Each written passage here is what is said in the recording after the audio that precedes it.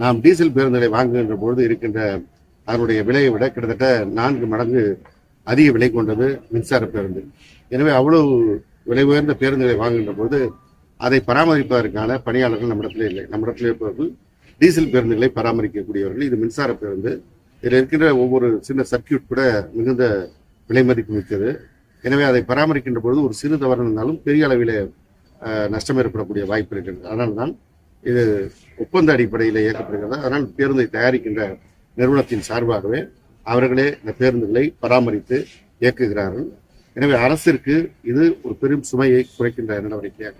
அரசு 4 வருஷமா ஆட்சி, நீங்க ஒரு ஆட்சிக்கு வரதுக்கு முன்னாடி ஒரு போக்குவரத்து துறை சம்பந்தமா நிறைய வாக்குறுதி கொடுத்துருக்கு. எத்தனை % சார் புதிய பேருந்துகள் வாங்குவதற்கு 11,000 பேருந்து வாங்குவதற்கு மாண்புமிகு தமிழ்நாடு முதலமைச்சர் அவர்கள் உத்தரவிட்டார்கள்.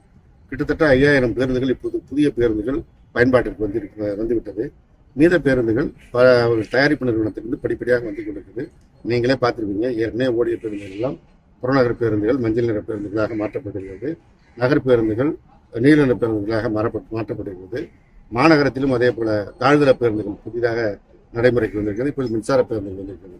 எனவே ஒரு மிகப்பெரிய மாற்றம் வந்திருக்கிறது. அதே போல போக்குவரத்து தொழிலாளர்களுக்கு கடந்த ஆட்சி காலத்தில் அவருடைய கோரிக்கைகள் நிறைவேற்றப்படாமல் பேச்சுவார்த்தையே முடிக்கப்படாமல் இருந்தது.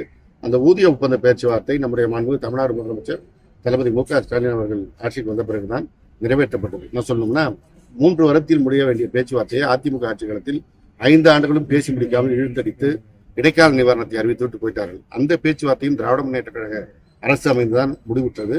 அதற்கு அடுத்த பேச்சுவார்த்தைக்கு ஓராண்டு கால இடைவெளியே அந்த பேச்சுவார்த்தையை முடிக்கிறோம்.